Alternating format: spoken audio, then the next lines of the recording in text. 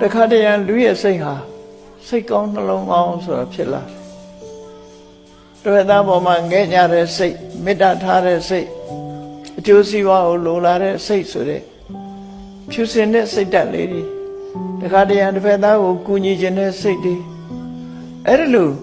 စိတ်ကောင်းနှလုံးကောင်းလေးတွေဝင်လာပြီဆိုလို့ရှိရင်အဲ့ဒီစိတ်ကောင်းနှလုံးကောင်းနဲ့ပြောလိုက်တဲ့စကားလှုပ်လိုက်တဲ့အလုပ်ချတော့ထို့သောပြုလုပ်မှုကြောင့်ပြောဆိုမှုကြောင့်နောက်ကတတိကြီးစိတ်ချမ်းမြေ့ဖွယ်ရာတွေပဲဖြစ်ပေါ်လာတယ်